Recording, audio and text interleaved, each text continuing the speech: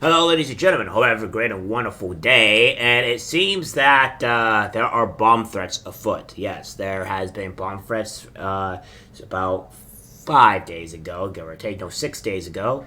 And just trying to catch up on some of this stuff. And the other thing like it's been good, and it's going to bring a lot of concern on the actual Gaza incident, on what's going on here in our own country, and probably why we probably should send these people back. Because obviously this doesn't seem to be too great on our hands. Now, granted, this is all assumption and all that, but it's not too surprising that we're getting a whole bunch of bomb threats and other issues happening across the country after the whole Gaza incident. So we have to think of that first before anything else. So we have this here from Scream. 8 state capitals evacuated after bomb threats. Law enforcement in multiple states reported the threat was sent via email to government employees. We're going to read some of this. We have Google, my apologies. Georgia, Kentucky, Mississippi, Montana, Maine, Minnesota, Michigan, and Hawaii were all subjected to threats that were ultimately cleared by law enforcement. The threats are now being investigated by the Department of Homeland Security. The wave of fake threats comes after multiple swatting calls to the homes of high-profile public figures, including Congressman Marjorie Taylor Greene, Congressman Brandon Williams, Senator Rick Scott, and billionaire George Soros. Law enforcement swept the Hawaii capital with special operations explosive detection K9 units for 3 hours and found no evidence of any explosives.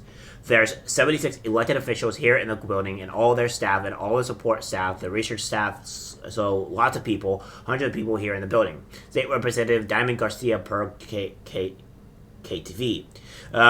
No explosives were found in this Mississippi state, which went into lockdown. The state Senate delayed its 10 a.m. morning meeting until the afternoon.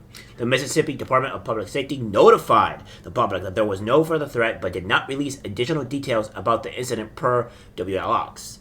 The Minnesota State Patrol reportedly learned of the bomb threat, which was sent via email around 9 a.m. and at 9:30 a.m.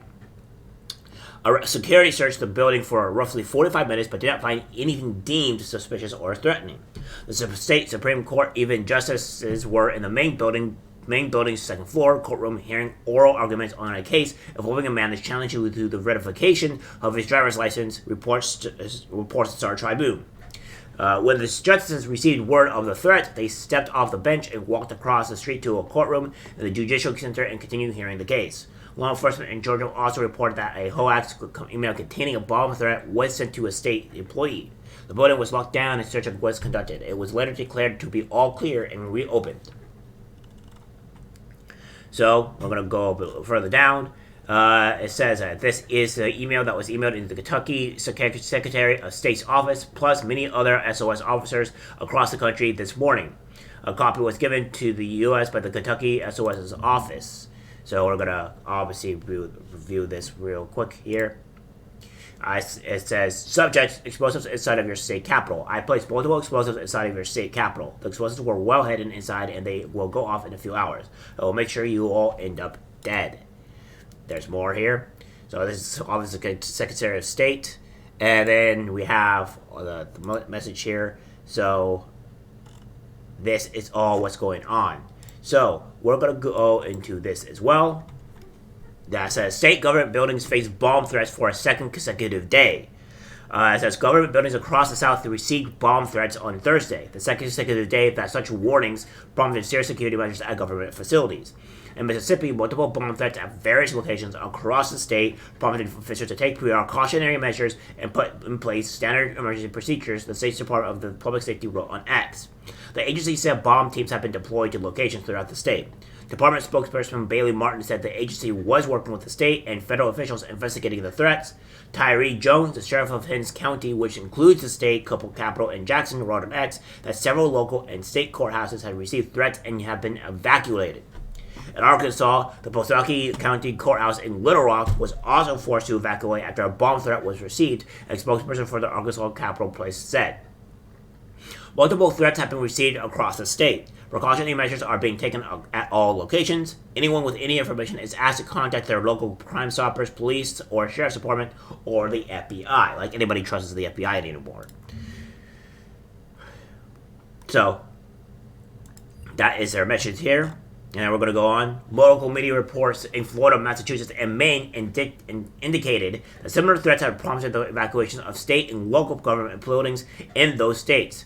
That included a state courthouse in Dayton Beach, Florida, the 5th District Court of Appeal, as well as town and county government offices in Nantucket County in Massachusetts, and several courthouses in the Portland, Maine area. Law enforcement officials in Florida, Massachusetts, and Maine didn't immediately respond to questions. The fresh wave of threats comes one day after at least 8 state capitol complexes, including ones in Mississippi and Arkansas, were forced to evacuate following bomb threats. So, that's what's going on here. Yeah, it's crazy, guys. Like I said, I think this has a lot to do with, in particular, with potentially Gaza and that whole situation. But then we also have conflict and conflict in our own country. Aside from the Gaza situation, where the far left doesn't really like us very much. It's like some of our actual officials. So there could be something like that. There's questions up in the air that we have to start asking. But there's also other things that we have to start realizing too. If there's been bomb threats in the past. Only recently, and tensions are reaching higher in our country due to the Gaza situation and all that, and all these protesters is going to see that we may actually have people that just want to kill us, especially considering the fact that one of the people back in Gaza said that there will be a dark day looming over America, or something around those lines. So, that being said, we have to be wary at all costs, and I still think that these people's visas need to be revoked, sent back to their own country, and have all these people arrested, because I don't think our country or our people are very safe at this current point in time, and we need to take precedence over our people and our country before we start worrying about some lunatics over across seas that has nothing to do with us. All right, so let's start thinking about that. All right, guys, that's it for the video. Like, subscribe, share. As always, take care. I'm disgusted by what I see in public. Even people closest to us can't be trusted, 'cause it's algorithmic disease, the social media.